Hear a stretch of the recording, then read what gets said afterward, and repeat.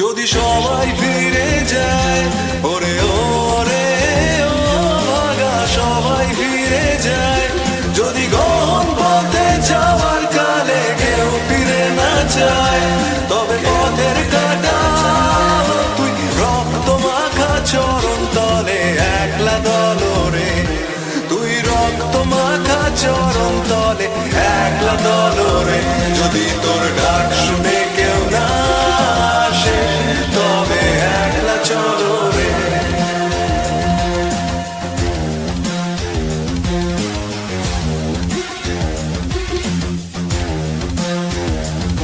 যদি আলো না ধরে, ওরে ওরে ও ভাগা আলো না ধরে, যদি ঝড় বাদলে আধার রাতে দুয়ার দেয় ঘরে, তবে বজ্রা দলে আপন বুকের পাঁজর জ্বালিয়ে নিয়ে একলা চলো রে, আপন বুকের পাঁজর জ্বালিয়ে নিয়ে একলা চলো রে, যদি তোর ডাক শুনে কেউ না আসে তবে একলা চলো রে।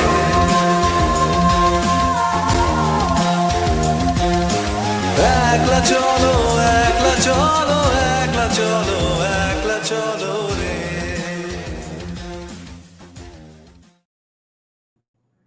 Hi guys, thank you for joining the live stream. We are back after many months discussing the book Religions of India. The Religion of India, The Sociology of Hinduism and Buddhism by Max Weber. Since this is just the 5th installment of this book discussion, I would beg you to please check out the first 4 episodes, because that's where Max Weber almost comes across as a proverbial RSS Kadalla in his appreciations for India. He appreciates India so hard in this book for the first like 38, 40 pages. I don't know if that's what will happen in the rest of the book or not. There have been criticisms of Max Weber from later historians, both against his appreciations of India, Hinduism, and his criticisms of India and Hinduism, because he had to depend on colonial data, and that too early colonial data. And he probably did not read Arthashastra. He mainly liked the more theological texts of Hinduism. If he, in fact, if he would have had read Arthashastra, I think he would have converted to Hinduism pretty much. Let's see who all have joined. Hello, Ayon. Ram Ram. Gautam Vadun. Namaste. Yeah, it is live. So we will do just one little recap from the previous chapter. It's called Caste and Status Group, and then we will continue from where we were supposed to start today. That is the social rank order of the castes in general. This book is kind of not looked upon that fondly these days in academia because of the kind of data that it took help from. That data is looked down upon, and that data is considered to be irrelevant these days. That's why these views are kind of also taken to be irrelevant. But for me personally, it's just a very, very fun exercise to check out what the great Max Weber, who is respected in academia, but what were his views on India and Hinduism, because there are many fascinating appreciations for India and Hinduism which disappear later on in academia, at least. Okay, so let's get through castes and status group. What is a status group? Classes are groups of people who, from the standpoint of specific interests, have the same economic position, ownership or non-ownership of material goods, or possession of definite skills, constitutes a class situation. Status, however, is a quality of social honor or a lack of it, and is in the main conditioned as well as expressed through a specific style of life. You all know this is what we discuss all the time from this channel, right? This is why class and castes are different, because it's not just about the amount of money in your bank balance, in your bank. How people see you doesn't go up immediately with your bank account. You have to go through a process of learning the rituals of different status groups. Social honor can adhere directly to a class situation, and it is also indeed most of the time determined by the average class situation of the status group members, average class group. This, however, is not necessarily the case. The status membership, in turn, influences class situation in that the style of life required by status groups makes them prefer special kinds of property or gainful pursuits and reject others. A status group can be closed, status by descent, or it can be open.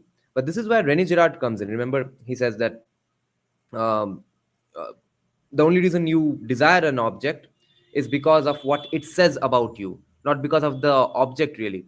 It says about you that it says about you why you desire that particular object and not an alternative, a particular substitute of it, of that same product or that object. Why do you specifically want this? Why do you specifically not want that? Inside, in that realm, in that explanation, lies some dikhawa, some show off, and simply it might even be subconscious show off. You just think this is inherently objectively good, but the reason for you to believe that in fact is inherently and objectively and implicitly good might be years and decades and generations of conditioning. A caste is doubtless a closed status group. All the obligations and barriers that membership in a status group entails also exist in a caste, in which they are intensified to the utmost degree. The Occident has known legally closed estates, in the sense that intermarriage with non members of the group was lacking. But as a rule, this bar against connubium held only to the extent that marriages contracted in spite of the rule constituted misalliances, with the consequence that children of the left hand, quote unquote, left handed marriage would follow the status of the lower partner. This is in the case of estates in Europe. Okay. Now, we will get to one amazing speech by Romila Thapar, interestingly, who does a masterclass, a golden job of critiquing Max Weber. Okay. By critiquing here, I mean simply analyzing. Okay. And in fact, giving legitimate criticisms and gives the due respect as well. But we will get to that, I think, later today only. It's a phenomenal speech on why and how specifically Max Weber gets things wrong. No, Nandish, this is not re-upload. If it shows premiere, then it means it's a re-upload, or it's just any random video upload. If it shows live, then it's live. Nandish, you are thinking this is a re-upload because I'm doing a recap of the last part, okay? Caste and status group. Then we will continue from where we had ended in the 4th episode. Okay. Europe still acknowledges such status barriers for the high nobility. America acknowledges them between whites and Negroes, including all mixed bloods in the southern states of the Union. But in America, these barriers imply that marriage is absolutely and legally inadmissible, quite apart from the fact that such intermarriage would result in social boycott. Among the Hindu castes at the present time, not only intermarriage between castes, but even intermarriage between subcastes is usually absolutely shunned. Already in the books of law, mixed bloods from different castes belong to a lower caste than either of the parents, and in no case do they belong to the 3 higher twice-born castes. A different state of affairs, however, prevailed in earlier days and still exists today for the most important castes. Today, one occasionally encounters full connubium among subcastes of the same caste, as well as among castes of equal social standing. According to Guide's General Report for 1911, this was the case for the equally genteel castes of the Boiddo and Caste in Bengal, the Kanet and Khasin in Punjab, and sporadically among the Brahmins and Rajputs and the Sonars, Nais, and Kanets, meaning women. Enriched Maratha peasants may avail themselves of Maratha women for a sufficient dowry. It is incorrect to think of the occupational status group as an alternative. The style of life, not the occupation, is always decisive. This style may require a certain profession, for instance, military service, but the nature of the occupational service resulting from the claims of a style of life always remain decisive. For instance, military service as a knight rather than as a mercenary.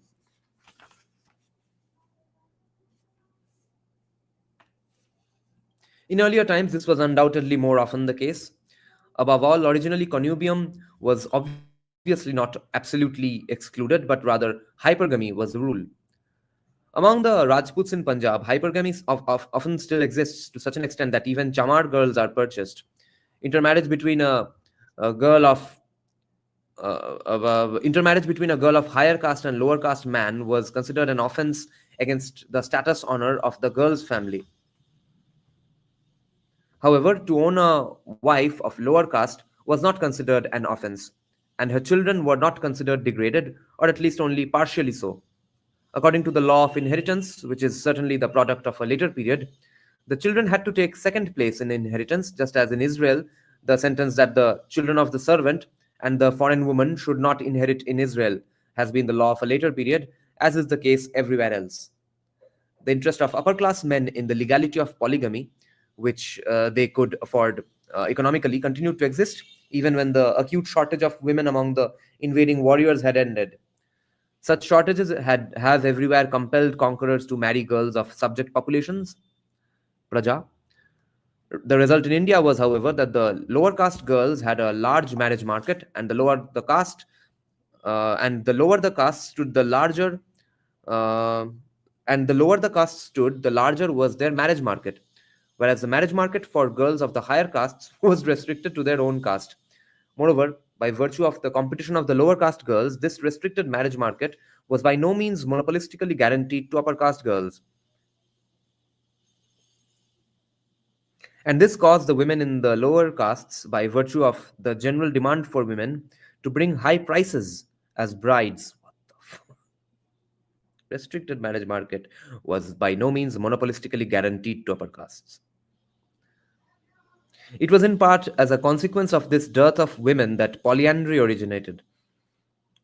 The formation of marriage cartels among villages or among special associations, golis as frequently found, for instance, among the Vanya castes in Gujarat and also among peasant castes, is a countermeasure against the hypergamy of the wealthy and the city people, which raised the prices of brides for the middle classes and for the rural population. If in India, the whole village, the unclean caste included, consider themselves to be interrelated, that is, if the new marriage partner is addressed by all as son in law and the older generation is addressed by all as uncle, it is evident that this has nothing whatsoever to do with derivation from a primitive group marriage. This is indeed as little true in India as elsewhere, okay? This is insane. If in India the whole village, the unclean castes included, consider themselves to be interrelated, that is, if the new marriage partner is addressed by all as damad, basically, son in law, and the older generation is addressed by all as uncle, it is evident that this has nothing whatsoever to do with derivation from a primitive group marriage. This is indeed as little true in India as elsewhere. This is not group marriage. Among the upper castes, however, the sale of girls to a bridegroom of rank was difficult, and the more difficult it became, the more was failure to marry considered a disgrace for both the girl and her parents. The bridegroom had to be bought by the parents with incredibly high dowries, and his enlistment through professional matchmakers became the parents' most important worry. Even during the infancy of the girl, it was a sorrow for the parents. Finally, it was considered an outright sin for a girl to reach puberty without being married. This has led to grotesque results. For example, the marriage practice of the Kulin Brahmins, which enjoys a certain fame. The Kulin Brahmins are much in demand as bridegrooms. They have made a business of marrying in absentia, upon request and for money, girls who thus escape the ignominy of maidenhood.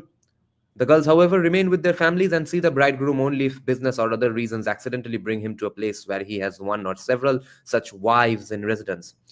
Then he shows his marriage contract to the father in law and uses the father's house as a cheap hotel. In addition, without any costs, he has the enjoyment of the girl, for she is considered his legitimate wife. Elsewhere, infanticide is usually a result of restricted opportunities for subsistence among poor populations. But in India, female infanticide was instituted precisely by the upper castes. This occurred especially among the Rajputs. Despite the severe English laws of 1829 as late as 1869, in 22 villages of Rajputana there were 23 girls and 284 boys. In an 1836 count in some Rajput areas, not one single live girl of over 1 year of age was found in a population of 10,000 souls. Infanticide existed alongside child marriage. Child marriage has determined first the fact that in India, some girls some girls 5 to 10 years old are already widowed and that they remain widowed for life. This connected with widow celibacy, an institution which in India as elsewhere was added to widow suicide. Widow suicide was derived from the custom of chivalry, the burial of his personal belongings, especially his women, with the dead sword, like in the West. Secondly, marriages of immature girls has brought about a high mortality rate in childbirth. This reminds me of something. I'll have to mark this. Yeah, this is live Rishabh Neon.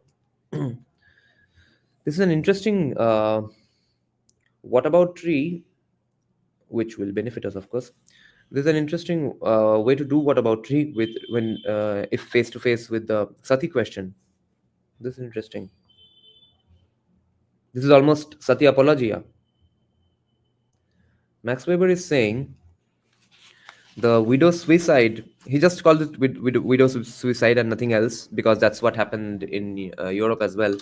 So he's saying widow suicide was derived from the custom of chivalry. For example, in the West, the burial of his personal belongings, especially his women, with the dead lord. That's what used to happen. All of this makes it clear that in the field of connubium, caste intensifies status principles in an extreme manner. Today, hypergamy exists as a general caste rule only within the same caste, and even there, it is a specialty of the Rajput caste and of some others that stand close to the Rajputs socially or to their ancient tribal territory. This is the case, for instance, with such castes as the Bhat, Khatri, Karwar, Gujar, and Jat. However, the rule is strict endogamy of the caste and of the subcaste. In the case of the latter, this rule is in the main broken only by marriage cartels. The norms of commensalism are similar to those of connubium. A status group has no social intercourse with social inferiors. In the southern states of America, social intercourse between a white and a Negro would result in the boycott of the former. As a status group, caste enhances and transposes this social closure into the sphere of religion, or rather of magic, because supernatural explanations and justifications come about. No, not pre recorded Pranav. Why are people going on asking this? We are just resuming the discussion of this book, guys. The ancient concepts of taboo and their social applications were indeed widely diffused in India's geographical environs and may well have contributed materials to this process. To these taboos were added borrowed totemic ritualism and finally notions of the magical impurity of certain activities such as have existed everywhere with widely varying content and intensity. So, first of all, Max Weber makes sweeping appreciations and gives compliments to Hindu society, and wherever there are reasons to criticize, he says they happen everywhere. This is why we call Max Weber RSS Kadalla. Let me have a sip of tea.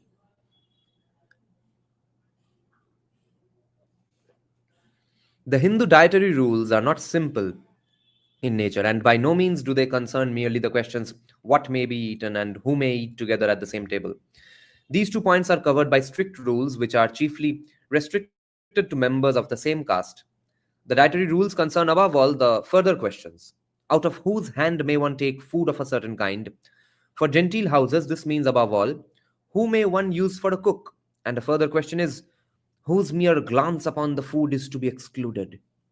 With question 3, from whose hand you are going to eat, there is a difference to be noted between food and drink according to whether water and food cooked in water kacha is concerned, or food cooked in melted butter pakka. Kacha is far more exclusive. The question with whom one may smoke is closely connected with norms of commensality in the narrower sense. Originally, one smoked out of the same pipe, which was passed around. Aha. Counter de rahe the wo. Therefore, smoking together was dependent upon the degree of ritual purity of the partner. All these rules, however, belong in one and the same category of a far broader set of norms, all of which are status characteristics of ritual caste rank. This reminds me, a friend of mine had once broken up with a partner of his, and the partner asked me to do a piece of music for his project. So I talked to my friend that, do you really mind if I do this work with your ex? And he said, well, no, just don't share a smoke with him. So you see, he was trying to maintain a bit of an exclusive group between me and my friend. And and kicking out his ex from our group. The social rank positions of all castes depend upon the question of from whom the highest castes accept kacha and pakka and with whom they dine and smoke. Tackling the real important questions of the day, you see. Medieval way of taxing. That's right. Among the Hindu castes, the Brahmins are always at the top in such connections, but the following questions are equal in importance to these and closely connected with them. Does a Brahman undertake the religious services of the members of a caste?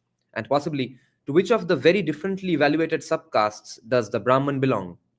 Just as the Brahman is the last, though not the only authority in determining, by his behavior in questions of commensalism, the rank of a caste, so likewise does he determine questions of services. The barber of a ritually clean caste unconditionally serves only certain castes. He may shave and care for the manicure of others, but not for their pedicure, and he does not serve some castes at all. Other wage workers, especially laundrymen, behave in a similar manner. Usually, although with some exceptions, commensality is attached to the caste. Connubium is most always attached to the subcaste, whereas usually, although with exceptions, the services by priests and wage workers are attached to commensality. Now, I'll just get through two definitions here. Let's get through the exact definitions for clarity. Connubium pretty much means getting married and stuff and maintaining kinship. Okay, connubium is a Latin term that primarily refers to the legal right to marry. And commensality.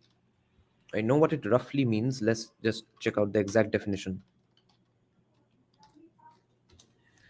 Commensality refers to the act of eating together, often with an emphasis so roti bandi. Okay, let's resume.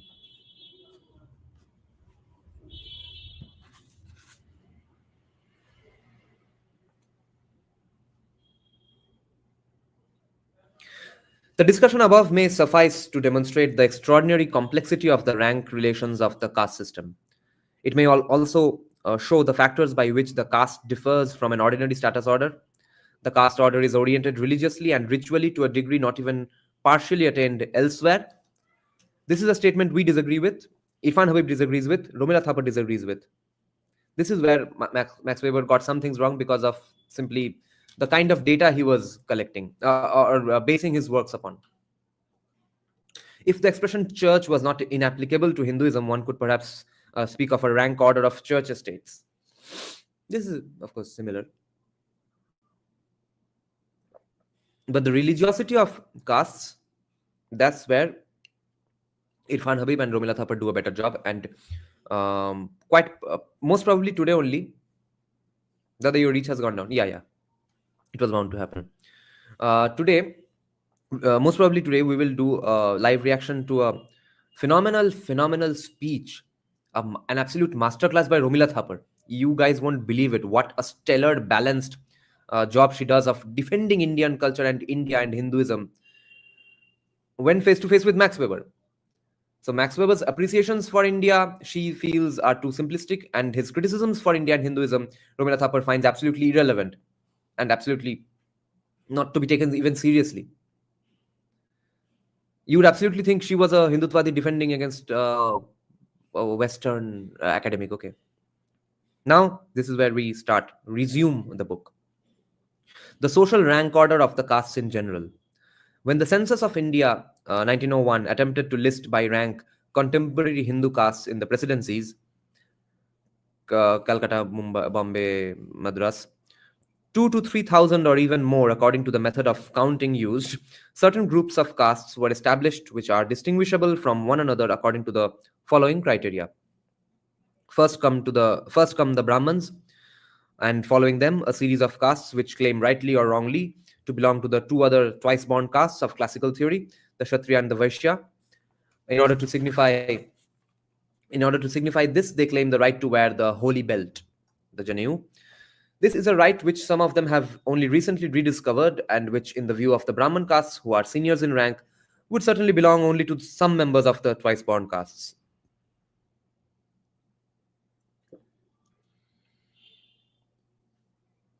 But as soon as the right of a caste to wear the holy belt is acknowledged, this caste is unconditionally recognized as being absolutely ritually clean, From such a caste, the high caste Brahmins accept food of every kind. Karthik, thank you. By the way, guys, the video Karthik is talking about here, uh, I hope you all check it out too. Video on Friedrich Nietzsche that I uploaded today. Isn't Romila Thapar considered anti-Hindu? She is. I think there are enough legitimate reasons to consider her that. She is, after all, a Marxist atheist. But her claims on the Ram Mandir, her basically whitewashing of Islamic brutalities on Hindu temples, those are things we cannot ignore. But she's not a completely dishonest academic. She has some skill sets that when she applies to things which do not uh, give a particular signal about her political ideology, that's where all these people will do a good job. What's wrong with my internet? Imagining her defending Hinduism is hilarious to even. Yeah, wait for today's live stream. It's going to be phenomenal. Mhm. Throughout the system, a third group of castes follow. They are counted among the Sat Shudra, or the clean Shudra of classical doctrine. The northern and central India, in northern and central India, they are the Jalacharaniya, that is, castes who may give water to a Brahmin and from whose lota the Brahman accepts water. You see, we are really tackling the important questions of the day. Close to them are castes in northern and central India whose water a Brahman would not always accept, that is, acceptance or non acceptance would possibly depend on the Brahman's rank, or whose water he would never accept, that is, Jala Babaharjo in Bengali. The high caste barber does not serve them unconditionally, no pedicure, and the laundryman does not wash their laundry. But they are not considered absolutely unclean ritually. They are the Shudra in the usual sense in which the classical teachings refer to them. Finally, there are castes who are considered unclean. All temples are closed to them, and no Brahman and no barber will serve them. They must live outside the village district, and they infect either by touch or in southern India, even by their presence at a distance up to 64 feet with the Parayans. All these restrictions are related to those castes which, according to the classical doctrine, originated from ritually forbidden sexual intercourse between members of different castes. Even though this grouping of castes is not equally true throughout India, indeed there are striking exceptions, nevertheless, on the whole, it can be quite well sustained. Within these groupings, one could proceed with further gradations of caste rank, but such gradations would present extremely varied characteristics. Among the upper castes, the criterion would be the correctness of life practices with regard to SIB organization, endogamy, child marriage, widow celibacy, cremation of the dead, ancestral sacrifice, foods and drinks, and social intercourse with unclean castes. Among the lower caste, one would have to differentiate according to the rank of the Brahmins who are still ready to serve them or who will no longer do so, and according to whether or not castes other than Brahmins accept water from them. In all these cases, it is by no means rare that castes of lower rank raise stricter demands than castes who otherwise are considered to have a higher standing. ये क्या हो गया? Lower rank castes of lower rank raise stricter demands than castes who otherwise are considered to have a higher standing. The extraordinary variety of such rules of rank order forbids here any closer treatment. The acceptance or avoidance of meat, at least of beef, is decisive for caste rank and is therefore a symptom of it, but an uncertain one. The kinds of occupation and income which entail the most far-reaching consequences for connubium, the right to marry, commensalism, roti bandi, ritual rank, are decisive in the case of all castes. We shall speak of this later. In addition to all these criteria, we find a mass of individual traits. Thus, for instance, the Mahishya Koibartos in Bengal increasingly reject community with the Chashi Koibartos, because the Chashi means farmer, okay? Chashi Koibartos, because the latter personally sell their agricultural products in the market. Oh, kitna kharab kaam kar diya. Which the Mahishya do not. Other castes are considered D class A because their women participate in selling in the stores. Generally, the cooperation of women in economic pursuits is considered specifically plebeian. Um, The social and work structure of agriculture is strongly determined by the fact that certain acts are considered absolutely degrading. Often, caste rank determines whether or not one uses oxen and horses or other draft and pack animals in gainful work. It determines which animals he uses and how many. For example, the number of oxen employed by the oil pressers, meaning telis, is thus determined. You see, the focus on status, because all of these things, what does your wife do? Does she help out at the home or at the shop, at the kirana store? What vehicles do you use? Are you are you carrying your raw materials on oxen or a fucking donkey? All these signals your status, right? Just like today. Yet, even if we took them all into account, we could not establish a list of castes according to rank, because rank differs absolutely from place to place. This is where Romila Thapar, Irfan Habib, Dipankar Gupta, Max Weber, all of them agree. Everyone in academia agrees. But for some reason, politicians of all political aisles in India believe this is not the case. Thank you, Vinyas. So it's pure Shudras and Bhim. It's place to place. Important here. So even Max Weber, even with shoddy early colonial data, which was largely appreciative of the Hindu society, even shoddy data because of some other things. Even if we took all of them into account, we could not establish a list of castes. Even Max Weber has to say this. We cannot establish a list of castes according to rank, because rank differs absolutely from place to place, because only some of the castes are universally diffused, and because a great many castes, being only locally represented, have no interlocal rank order which could be determined. Furthermore, great rank differences appear between subcastes of a single caste, especially among the upper castes, but also among some of the middle castes. I see. Yeah, obviously. Great rank differences appear between subcastes of a single caste, especially among the upper castes, but also among some of the middle castes. One would, and as Savarkar later pointed out, even among lower castes. One would often have to place individual subcastes far behind another caste, which otherwise would be evaluated as lower. In general, the problem arose for the census workers which unit should really be considered a caste. Within one and the same caste, that is, a group considered to be a caste in Hindu tradition, there is neither necessarily connubium nor always full commensalism. Connubium is the case with only a few castes, and even with them, there are reservations.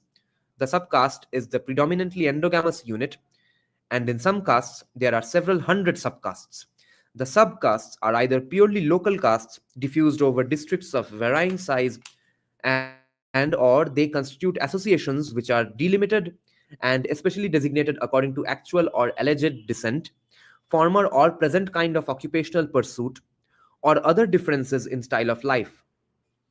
They consider themselves as parts of the caste, and in addition to their own names, carry the name of the caste. They may be legitimized in this by a division of the caste, or by reception into the caste, or simply by usurpation of rank. Only the subcastes actually carry on a life of unified regulation, and they alone are organized insofar as a caste organization exists. Caste itself often designates merely a social claim raised by these closed associations. Often, but not always, the caste is the womb of the subcaste, and on rare occasions, the caste is characterized by certain organizations common to all subcastes. More frequently, the caste has certain characteristics of life conduct traditionally common to all subcastes. Certain characteristics of life. Nevertheless, as a rule, the unity of caste exists side by side with the unity of subcastes.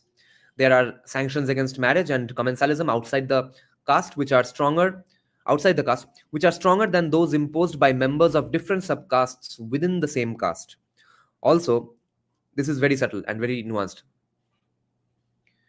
Nevertheless, as a rule, the unity of caste exists side by side with the unity of subcastes. There are sanctions against marriage and commensalism outside the caste, which are stronger than those imposed upon members of different subcastes within the same caste. Also, just as new subcastes form themselves easily, The barriers between them may be more unstable, so the barriers can break easily. Whereas the barriers between communities once recognized as castes are maintained with extraordinary perseverance. So the barriers between subcastes are not that strong.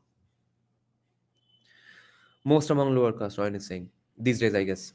I wouldn't know. Yeah, pretty much. Because they are the ones living in an imaginary feudal world when the rest of the world has moved on.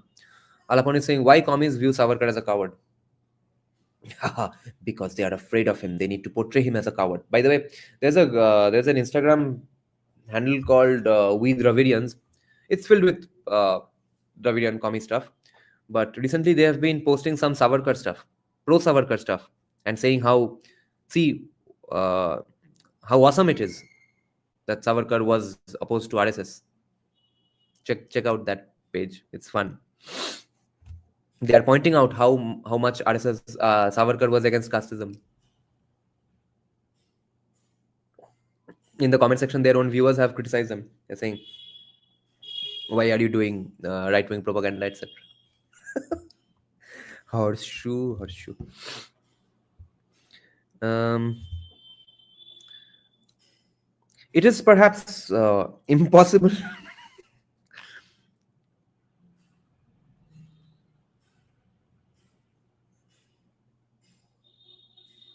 It is perhaps impossible to determine the rank order of the castes. It is contested and subject to change. An attempt was made in 1901 by the British Census to settle this rank order once and for all. It was not repeated. The excitement and discontent that resulted was out of all proportion to the intended result. The attempt to classify the castes set off a signal for competitive demands by the castes for social rank and the procurement of historical proofs to support their claims. Fake genealogies banna chalu ho gaye. It led to remonstrances and protests of all kinds and called forth a considerable and partly instructive literature. Immediately तुमने incentive structure खड़ा कर दिया. With Dravidians is run by a Kanglu. Tenoy Kabansai, that guy is not Kanglu. For some reason, right wingers keep calling that guy a Kanglu. He is from Kolkata. He dresses like a fully devout Muslim, but he is a fully devout Muslim, but he is not from Bangladesh. He is from Kolkata, and in fact used to be a casual commie liberal SFI guy at one point. I had seen some of his pictures as far as I remember, but he is friends with usual BBKs of Kolkata as well. Okay, recently he took a hard turn when he joined ISF, and that's when he came. Now he comes across as a Bangladeshi. क्या सावरकर ही पेरियार था 21st July মঞ্চে হচ্ছে ওটার what's going on in 21 July what খেলা Neon is saying, I love how commies have a surprise Pikachu face when they find out how that pro-Hindutva is at its core reformist and completely anti-caste. Yeah, नहीं तो कैसे होगा? It's a basic fucking minimum bare requirement and prerequisite for Hindutva के caste छोड़ो हिंदू के तौर पे unite हो क्योंकि थ्रेट कोई और है. Even if I'm the biggest critic of Hindutva, I would have to mention that no, these guys are talking about destroying caste barriers because they hate, because they are Islamophobic guys. वो acknowledge नहीं करते, इतने idiot है. How a guy from Kolkata is a Dravidian, bro? Can't make this ready. Yeah. Dada Yadavs, Marathas, Gujars, Koli, Kurmi say themselves Kshatriyas. Can't we just remove these from OBC list? Who's the we? They are Kshatriyas. Oh, they are Kshatriyas at the same time in the OBC list. हाँ तो OBC तो other backward classes है ना, other backward caste है कि other backward class है? Other backward caste ही तो है. अच्छा तो क्षत्रिय भी है, बैकवर्ड भी है. वाह वाह वाह, क्या बात. At first I thought all my arts friends are commies, but usually they are Bangals. Why is that? I'll tell you. 21st July ते किच्छु कित कित अदर बैकवर्ड क्लासेस है. अच्छा तब तो क्षत्रिय होके भी बेचारा बैकवर्ड अगर है तब तो ओबीसी बन ही सकता है. अब क्या ही करे. At first, yeah. So where was the question? Yeah, Alapan is saying, why are my commie friends Bangal? Because the ghotis usually are from ghotis of Kolkata. Brahman Boidya caste, the ghotis of Kolkata are usually from Congress families uh, who had terrible rivalries with the commies, right? All sorts of commies, the Naxals as well as CPIM, usual normal CPIM, and they were the elites of the city ever since Kolkata was built, pretty much, and Congress hijacked that demographic. Therefore, they were, when you feel threatened, you immediately feel an affinity towards your kins, right? Like, I give the example that the first time I felt proud to be Bengali was when I was attacked for being Bengali repeatedly every day by Nepalis.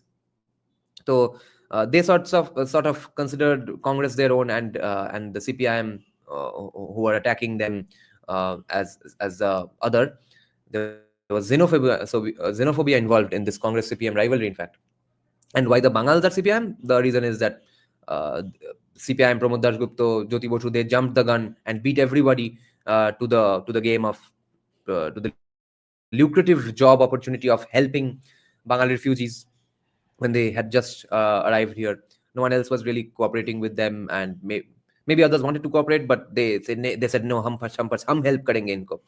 तो help करके settlement में help किए, and then they convinced them that, you see, the reason you were kicked out from Bangladesh is because of religion, so you see religion is bad, so now stop being religious, and then they become commies ever after, even if they did not quit their religion altogether. So he's not even Kanglu, but one of the Kanglus. Yes, that's his aspirational model. Imagine being a Bengali libertarian. You always act like I'm undercover in front of my comic classmates and professors. Exactly, that's what you must do. You must be collecting data.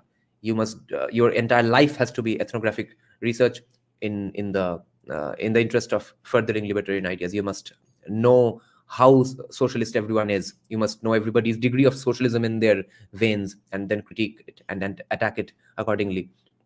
Classes है, but people use it as caste in politics, which divides of. Yeah, pretty much. Rajvanshi उग्र क्षत्रिय, यहाँ तो claim भी नहीं करना पड़ता, सीधा नाम में ही है, बट चिलिंग राजवंश. Why am I not subscribed to you? What's going on, bhai? Um, I don't know. Maybe you were pissed off with me on one day and unsubscribed. If not, then what might have happened is when my channel got hacked. Can I kick out some subscribers? That's what that virus may have done, because I lost about 150 subscribers. Barbaricus is saying, have a dumb basic question. How is the British monarchy era system called class but not caste? They are called estates and stuff. Are they really called class? Should eating wannabe vodka drink.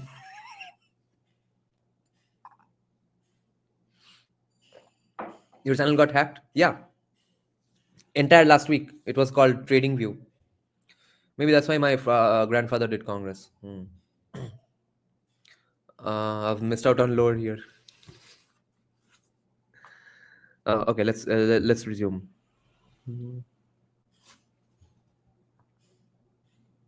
Yeah. So the attempt to classify the castes in 1901 set off. This part is hilarious. Set off a signal for competitive demands by the castes for social rank and the procurement of historical proofs, fake genealogies, to support their claims. It led to remonstrances and protests of all kinds and called forth a considerable and partly instructive literature. Castes of questionable rank sought to exploit the census of stabilizing their position sought to exploit the census for stabilizing their position and used the census authorities, as one census expert put it, as a kind of herald's office. Amazing claims of new ranks were made. The Bengal Chandal, for instance, the lowest caste, alleged to stem from a mixture of Brahman women with Shudra men, actually a Hinduized guest people from Bengal, rebaptized themselves Namoshudra and sought to trace their descent to a pure caste and prove their Brahman blood.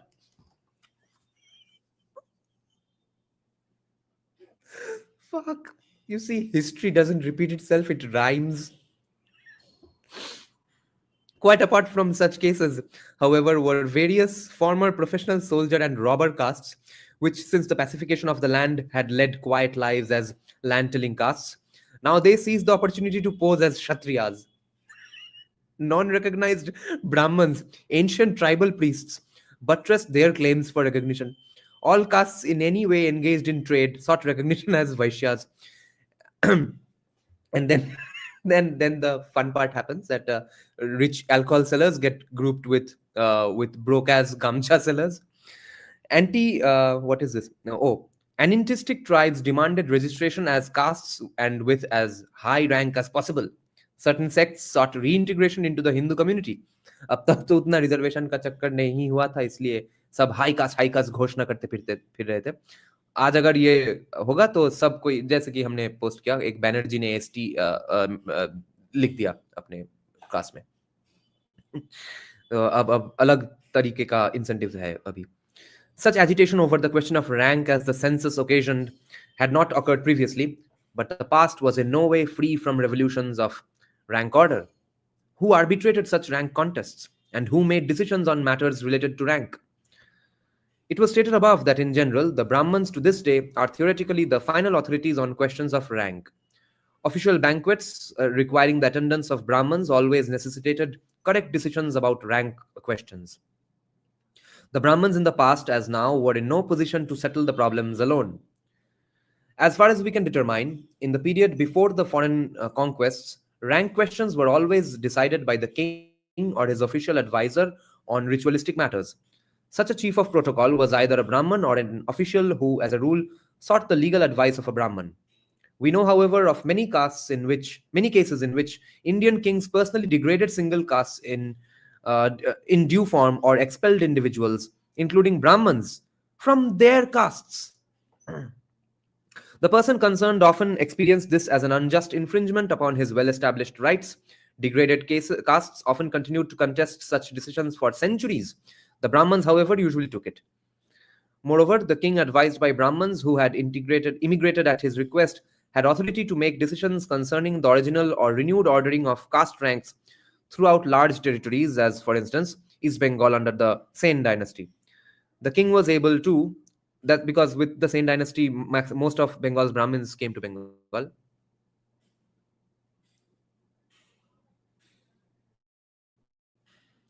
The king was able to make decisions about single caste duties. Under the last great all-Indian rule of the Marathas at the turn of the 18th century, last great all-Indian rule of the Marathas at the turn of the 18th century, so even he acknowledges. The legal opinions of Brahmins about questions of single caste duties were submitted to the Peshwa, a descendant of a Brahmin family, who obviously gave his executor after substantive discussion of the controversial issues. The abolition of this support of the Brahmins by the secular arm today, except in the remaining Hindu vassal states where residues survive, is said to have caused the... Remember, Max Weber died in 1920, okay? So this is a pretty book. Is said to have caused the diminished compliance with the decisions of the Brahmins. In short, religious and secular power cooperated in the interest of the legitimate order. Banerjee is absolutely correct. His ancestors was obviously from some tribe. Yes, well said.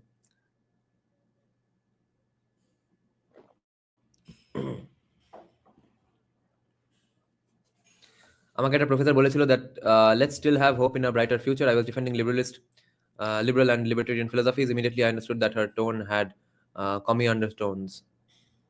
Hope in a brighter future, meaning the day CPIM will come back to power. Nobility, clergy, and commoners from France are called class as well, whereas it wasn't just an economical divide. Why are they called class? Might be a rhetorical device. Because in academia, they are called specifically clergy, commoners, gentile classes, though, and estates. How can nobility be a class? Aristocrats, clergy, merchant, peasant classes. Yeah. True. That is what I've heard colloquially. It's resetting subscription time from time after you got your account back. Since I visited your channel for the first time after the hack, I had to wait for 1 minute. What the fuck? Your entire Europe, including Spain, call their castes class. Arabians call their castes clans. Africans call them tribes. हम ही गड्ढे दूसरे का word adopt कर लिया. Yeah, even in Pakistan, it's biradari. Brother.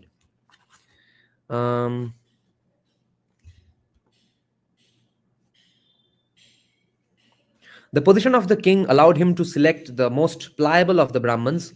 Under the circumstances, not the king's power, but that of the Brahmins and the castes is astounding. This is where Max Weber might be wrong. This is where people like Declan Quigley, Romila Thapar, Irfan Habib will probably critique him.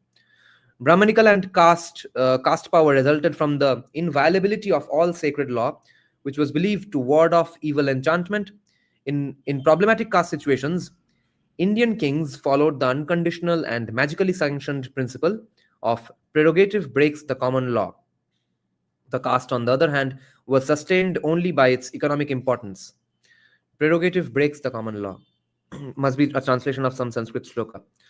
The royal judge was bound by the traditional customs of the single caste.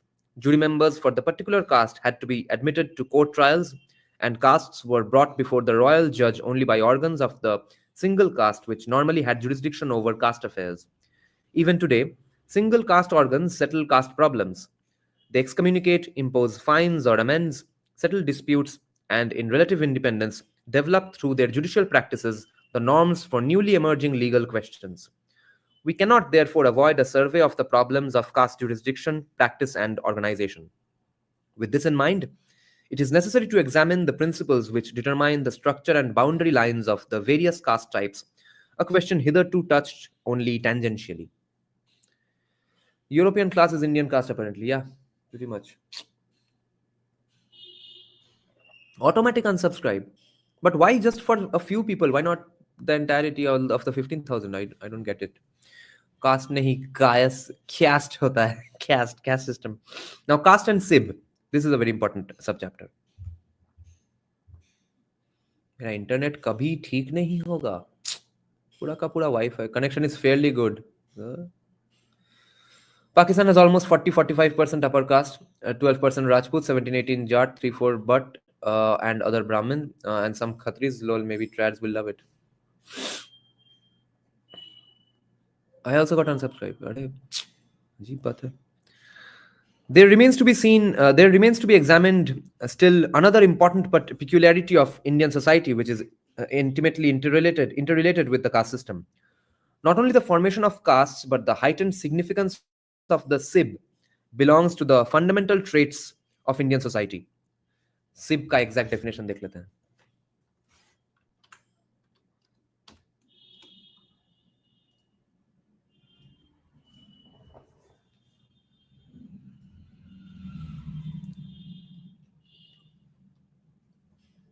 SIB means a brother or sister. Okay, so sibling basically. Yeah, that's what I knew.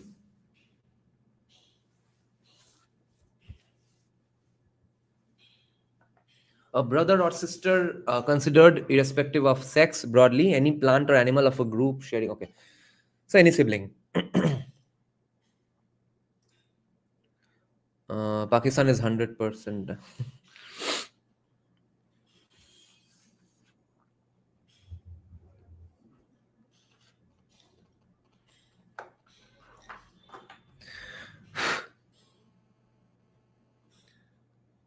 Not only the formation of castes, but the heightened significance of the SIB belongs to the fundamental traits of Indian society. The Hindu social order, to a larger extent than anywhere else in the world, is organized in terms of the principle of clan charisma. Charisma means that an extraordinary, at least not generally available, quality adheres to a person. Originally, charisma was thought of as a magical quality. It was pretty much charisma. Clan charisma means that this extraordinary quality adheres to SIB members per se and not as originally to a single person. We are familiar with residues of this sociologically important phenomenon of clan charisma, particularly in the hereditary divine rights of kings of our dynasties. To a lesser degree, the legend of the blue blood of a nobility, whatever its specific origin, belongs to the same sociological type. You see, Barbarika Didi, the question you are asking, or the problem you are pointing out, Max Weber is actually going against that. He doesn't want to do that. He doesn't want to contribute to the problem that you are pointing out. He's saying, see, this is the same thing that happens in Europe. Clan charisma is one of the ways personal charisma may be routinized, that is, made a part of everyday social experience. In contrast to the hereditary chieftain in times of peace, who among some tribes could also be a woman, The warrior king and his men were heroes whose successes had proven their purely personal and magical qualities. The authority of the war leader, like that of the sorcerer, rested upon strictly personal charisma. The successor also originally claimed his rank by virtue of personal charisma. The problem, of course, is that more than one successor may raise such claims. The unavoidable demand for law and order in the question of successorship forces the followers to consider different possibilities, either the designation of the qualified successor by the leader, or the selection of a new leader by his disciples, followers, or officials. The progressive regulation of these they were originally spontaneous. Originally spontaneous and non procedural questions may lead to the development of elective bodies of officials in the manner of princes, electors, and cardinals. In India, a suggestive belief won out that charisma is a quality attached to the SIB per se, that the qualified successor or successors should be sought within the SIB. This led to the inheritance of charisma, which originally had nothing to do with heredity. The wider the spheres to which magical belief applied, so it used to be not hereditary, it became hereditary. The wider the spheres to which magical belief applied, the more consistently developed such beliefs became. The wider the spheres to which magical belief applied, the more consistently developed such beliefs became, the wider in turn the possible field of application of clan charisma. The only heroic and magico-cultic abilities, but any form of authority, not only heroic and magico-cultic abilities, but any form of authority came to be viewed as determined and bound by clan charisma. Special talents, not only artistic but craft talent as well, fell within the sphere of clan charisma. So, this obviously went hand in hand with caste rigidity. Hereditary occupations became, therefore, the way of the day because of clan charisma. Because everyone started thinking that, see, I make this bucket. That's my clan charisma, therefore I must keep doing it. In India, the development of the principle of clan charisma far surpassed what is usual elsewhere in the world. This did not occur all at once. Clan charisma was in conflict with ancient genuine charismatism, which continued to uphold only the which continued to uphold only the personal endowment of the single individual, as well as with the pedagogy of status cultivation. Even in the Indian Middle Ages, many formalities in the apprenticeship to and practice of handicraft show strong traces of the apprenticeship of personal charisma. These are evident in the magical elements of the novitiate and the assumption by the apprentice of journeyman status. However, since originally occupational differentiation was largely interethnic and the practitioners of many trades were members of pariah tribes, there were strong forces for the development of charismatic clan magic. The strongest expression of clan charisma was in the sphere of authority. In India, the hereditary transmission of authority, that is, on the basis of family ties, was normal. Hamare chacha vidhayak hai. The further back one traces, the more universal the institution of hereditary village headship is found to be. Merchant and craft guilds and castes had hereditary elders. Anything else was normally out of the question. So self-evident was priestly, royal, and knightly office charisma that free appointment of successors to office by patrimonial rulers, like the free choice of urban occupations, occurred only during upheavals of the tradition, meaning some sort of a economic disruption, okay, और at the frontiers. ये क्या हो गया? तो वो hereditary कब नहीं रह रहा है? जब कोई अपहीवल हो रहा है. तो जैसे कि अर्बन ऑक्यूपेशंस में फ्री चॉइस है, सिर्फ अर्बन में ही, तब भी अर्बन में उतना फिक्स्ड ऑक्यूपेशन नहीं है. That sort of free occupation can happen in the royal, priestly, or knightly offices only during upheavals. So economic disruptions. This is why capitalism destroys casteism. Only during upheavals of the tradition or at the frontiers of social organization before the social order was stabilized. Whenever it stabilizes, See, stability is the root of rigidity. Whenever it stabilizes, it again creates new castes. Then until the next disruption happens, those castes keep on with their rigidity, and then whoever is the big shot, their descendants keep behaving badly towards not big shots. Dada, do you think your network will improve if people contribute to West Bengal's GDP? Obviously, yes. And the contribution to West Bengal's GDP must happen through super chats here. Vijayanagar kings used to appoint their sons-in-law as their successor. Removal of caste reservation would probably remove urban casteism. Yes.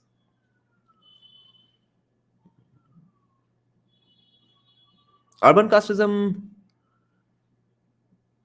not sure. Urban casteism will get killed only with economic disruption and the uh, and the proving of the irrelevance of what the upper castes say.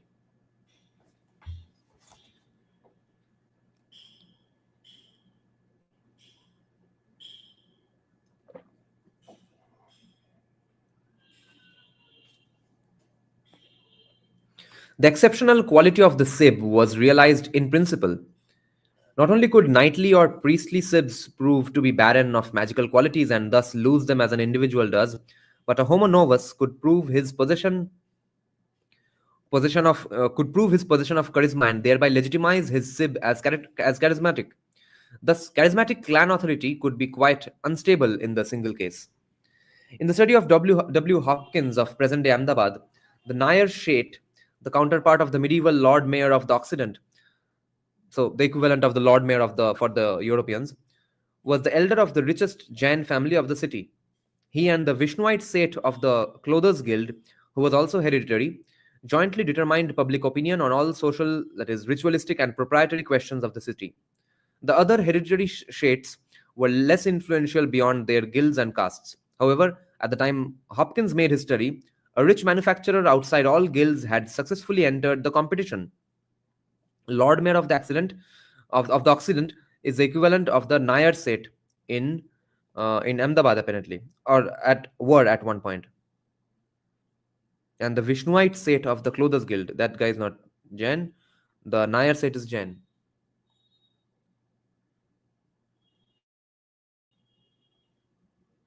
Enough of this Suri caste.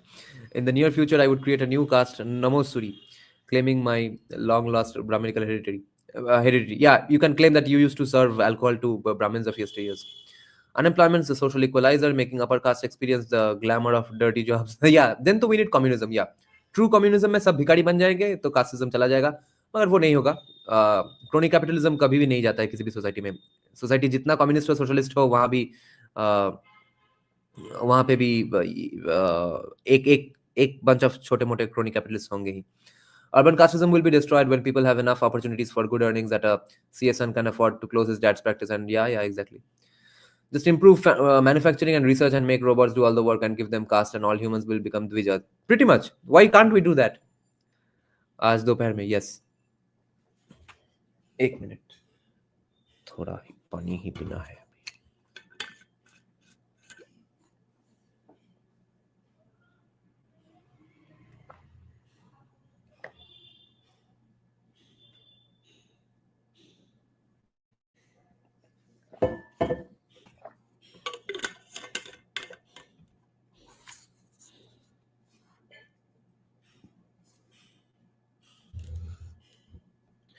If a son was notoriously unfit, his influence waned, be it the son of a craft, guild, or caste elder, or the son of a priest, mystagogue, or artist. So, the free market provides, the free market solves your problems, even in ancient India.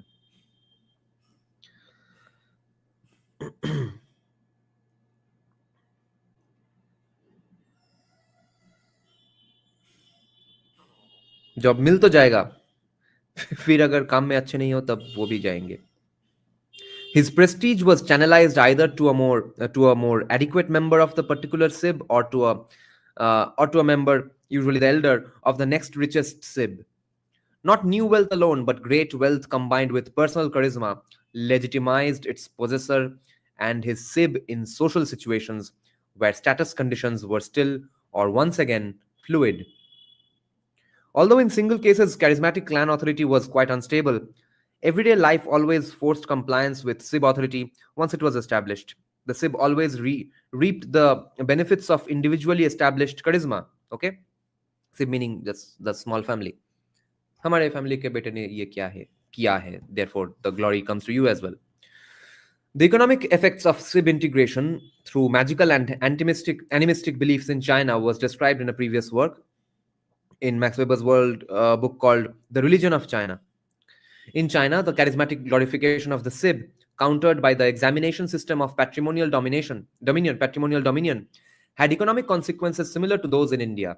In India, the caste organization and extensive caste autonomy and the autonomy of the guild, which was still greater because it was ritually unfettered, placed the development of commercial law almost completely in the hands of the respective interest groups. The unusual importance of trade in India, RSS का दल्ला वापस आ गया, would lead one to believe that a rational law of trading companies and enterprise might well have developed. However, if one looks at the legal literature of the Indian Middle Ages, one is astonished by its poverty. While partially formalistic, Indian justice and the law of evidence were basically irrational and magical. Much of it was formless in principle because of the hierocratic influence. Ritually relevant. This is where, again, Romila Thapar and Irfan Habib will criticize Max Weber and say that no, Indians were doing, in fact, great business. Ritually relevant questions could only be decided by ordeals.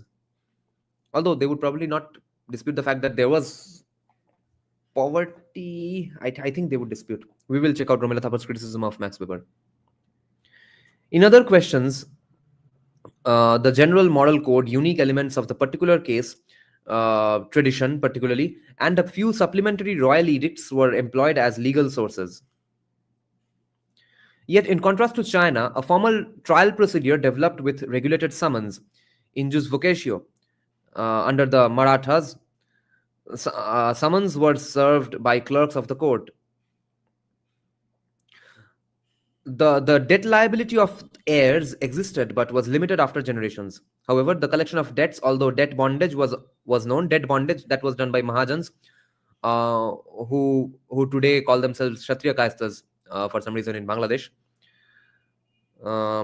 remained somewhat in the magical stage or in that of a modified billet system. At least as a norm, joint liability of partners was lacking. In general, the right of association appeared only late in Indian development and then only in connection with the right of religious fraternities. So sampradayas pretty much. The law of corporations remained inconsequential. All sorts of corporations and joint property relationships received mixed treatment. There was a ruling on profit sharing, which incidentally extended also to artisans cooperating under a foreman, hence in an ergastarian. Above all, however, the principle recognized also in China that one should grant unconditional credit and pawn objects only among personally close members of the phratry, among relatives and friends held also in India. Debts under other circumstances were recognized only under provision of guarantors or witnessed promissory notes. The details of later legal practice, to be sure, were adequate to implement trading needs, but they hardly promoted trade on its own. The quite considerable capitalistic development which occurred in the face of such legal conditions can be explained only in terms of the power of guilds. They knew how to pursue their interests by use of boycott, force, and expert arbitration. However, in general, under conditions such as those described, the SIB fetters of credit relationships had to the ties that you have with your SIB in terms of credit relationships had to remain the normal state of affairs. The SIB fetters. What's the Sanskrit for fetters? It's one of the names for Lord Shiva because he takes away your fetters. I don't remember it, but anyway, you see, this point is very interesting. They knew how to pursue their interests by use of boycott, force, and expert arbitration. This reminds me. Do you know how poor laborers of any profession or even farmers protested against oppression back in the day? Because some people think there was no oppression, or some people think there was only oppression. Romila Thapar, in fact, points out that since this is me adding a sentence that you can consider the entire Indian civilization to be, if you consider it that entire civilization to be a free market, then what would happen is, if I am getting oppressed here based on my in my profession, I'm not getting enough salaries, etc. I simply leave along with my caste. I leave as a mark of protest because I'll just get a better job and get better pay and hired somewhere else in some other village, other town or city. Vigna, no, not Vigna. Pasha, yes. Pasha Hara. Only thing that works is rapid market and technological disruptions which resets resources. Absolutely. Trade by Indians in India and elsewhere. MTech stipend is 12,400 monthly, and you wish rewards coming out of research in STEM fields. Caste class can't be killed or removed. It's all, if not Brahminical supremacy. Yes, but not of the same families. That's all.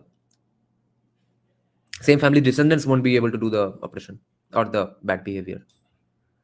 Fetters is Pasha. The principle of clan charisma also had far-reaching consequences outside the field of commercial law.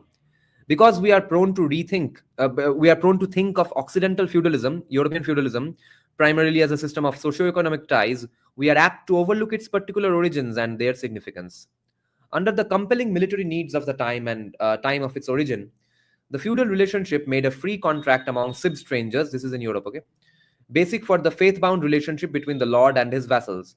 Increasingly, feudal lords developed the in-group feeling of a unitary status group. They developed eventually into the closed hereditary estate of chivalrous knights. That's where they become a caste. We must not forget that this grew on the basis of Sib estrangement among men who viewed themselves not as Sib clan phratry or tribe members, but merely as status peers. Indian development took quite a different turn. It is true that individual enfeoffment of retainers and officials with land or political rights occurred. Historically, this is clearly discernible, but it did not give the ruling stratum its stamp, and feudal status formation did not rest on land grants. Rather, as Baden-Powell has correctly emphasized, the character of Indian developments has derived from the Sib, clan, phratry, and tribe. Romila Thapar will probably disagree. Before continuing, we shall have to clarify our terminology. The term clan is ambiguous in our terminology. The typical organization of warrior communities consists of one, the tribe or a collectivity of phratries. In our terminology, primarily always associations of, or originally magically, associations of trained warriors. That's tribe. The warrior communities. The Sib, that is charismatically outstanding agnatic descendants of charismatic chieftains. The plain warrior did not necessarily have a Sib, but belonged to a family or a totemic or quasi-totemic association besides his phratry, and possibly unitary age group. A gens of overlords, however, had no totem. It had emancipated itself from it. The more the ruling tribes of India developed into a ruling class, the more survivals of the totem, the Devaks, vanished and the Sibs emerged, or better, continued to exist. A blurring of charismatic clan differences occurred when the phratry began to develop we feeling on the ground of common descent rather than of joint defense, and hence became a quasi-Sib. I think this can be described for Rajputs. In India, the charismatic head of the phratry distributed conquered land, manorial prerogatives among the fellow Sib members, open fields among the ordinary men of the phratry. The conquering classes must be conceived of as a circle of phratries and Sibs of lords dispersing over the conquered territory under the rule of the tribe. Prerogatives were enfeoffed by the head of the phratry, the Raja, or where one existed by the tribal king, Maharaja, only, as a rule, to his agnates. It was not a freely contracted trusteeship. Fellow Sib members claimed this grant as a birthright. Each conquest produced in the first place new office fiefs for the Sib of the king and its sub-Sibs. Conquest was therefore the dharma of the king. However, different some details of the Indian from its occidental counterpart, The ascendancy of the secular overlords and their estates had similar basis. No matter how often individual charismatic upstarts and their freely recruited followings shattered the firm structure of the Sibs, the social process always resumed its firm course of charismatic clan organization of tribes, phratries, and Sibs. Among the Aryans, the ancient sacrificial priests, even at the time of the early Vedas, had become a distinguished priestly nobility.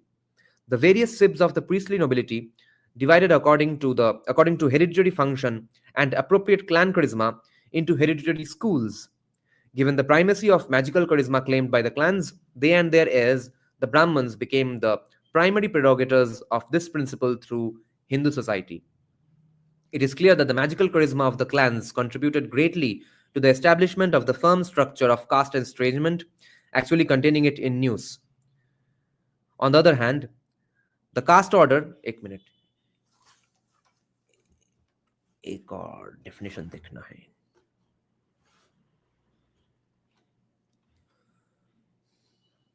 News can refer to several things, including a university.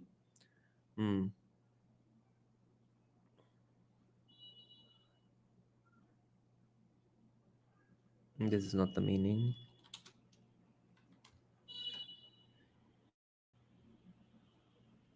In a nutshell. In news means in a nutshell. Look at family distribution of SC/STs into IIT, IIMs. It's almost always only the families who manage to get in the first generation and are now resource bullying the other SC/STs. It's very hereditary. Yes.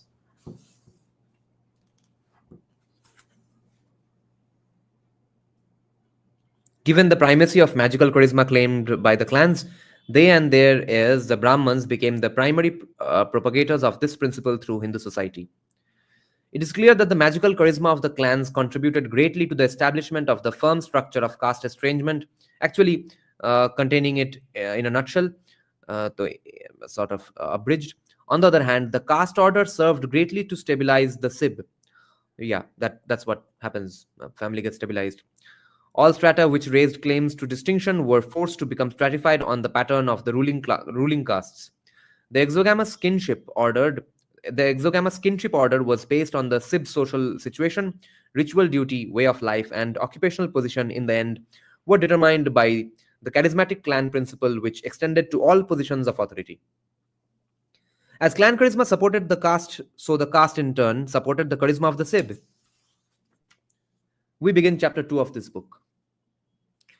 Or we can do a later live stream on this. This is where we will resume our live streams, I think, on the discussion of this book the next time. I'll check some comments now. We just finished the first chapter of this book. The next chapter is called The Main Grouping of the Castes. By the way, guys, remember to contribute to the crowdfunding campaign given in the description box and the live chat pinned comment to my Kaal Bhairav Ashtakam Vigilance music video project.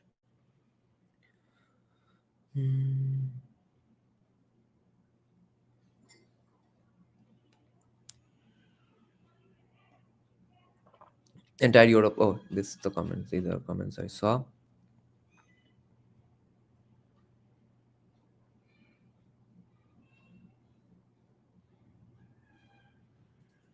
By the way, let me show you this.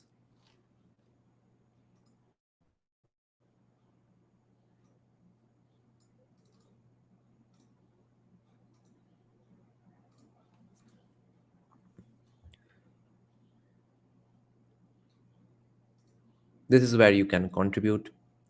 We have raised 39,352 rupees on Keto so far, and another about we have raised a total of, I think, 95,000 rupees so far, including the direct bank transfers, GPays, Keto.org, and PayPal.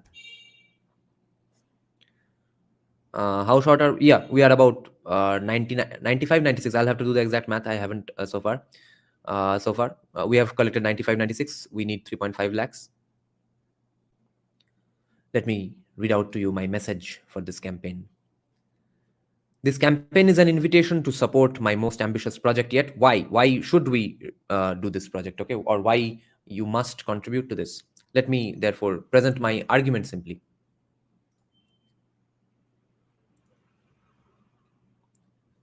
Kaal Bhairav Ashtakam Vigilance, a groundbreaking genre-defying music video that reimagines the 8th century Sanskrit stotram by Jagadguru Adi Shankaracharya. Rooted deeply in Vanga's cultural ethos, the composition fuses Bengal's folk traditions, Bangla rap, Hindustani classical guitar, Western orchestral arrangements, and epic choral segments, resulting in a powerful, groovy, and cinematic musical experience. Why this project matters? Mainstream Indian pop culture has long sidelined voices that are rooted in Bharatiya traditions. Far too often, culturally grounded characters, especially Sanskrit speaking ones, are caricatured as foolish, villainous, or irrelevant. This portrayal has unfortunately shaped perceptions for generations, leading many to believe that being deeply connected to one's roots is incompatible with being a good human or an intelligent human or even being artistically relevant.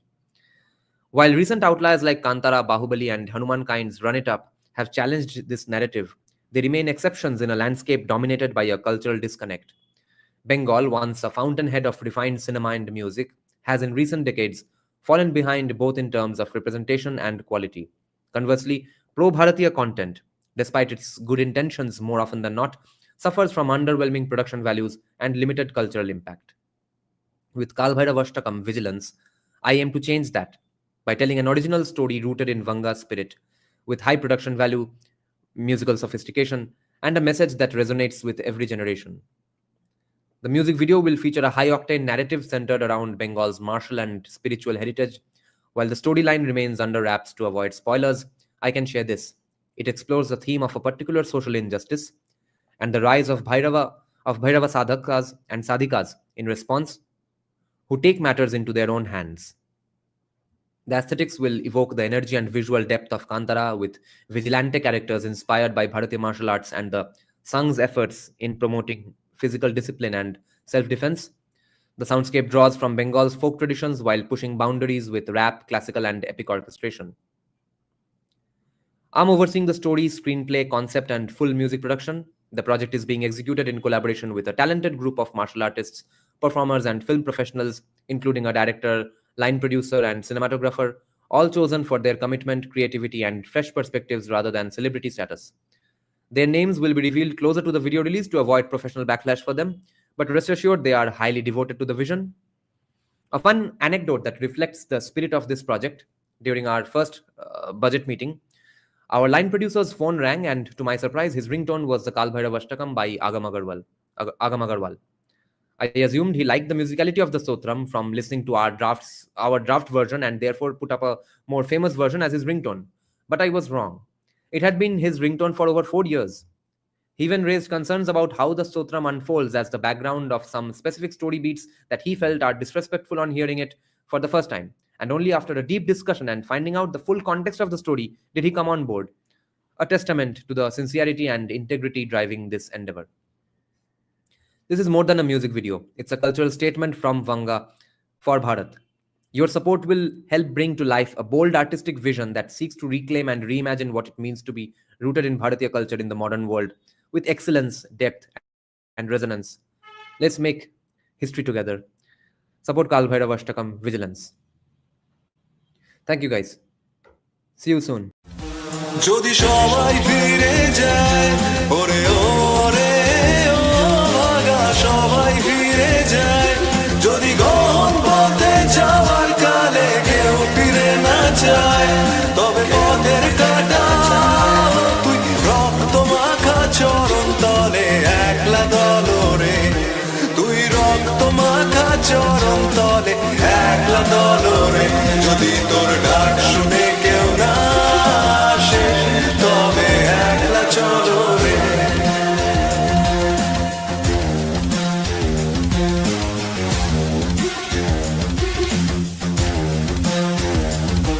যদি আলো না ধরে ওরে ওরে ও ভাগা আলো না ধরে যদি ঝড় বাদলে আধার রাতে দুয়ার দেয় ঘরে তবে বজ্রানলে আপন বুকের পাঁজর জ্বালিয়ে নিয়ে একলা চলো রে আপন বুকের পাঁজর জ্বালিয়ে নিয়ে একলা চলো রে যদি তোর ডাক শুনে কেউ না আসে তবে একলা চলো রে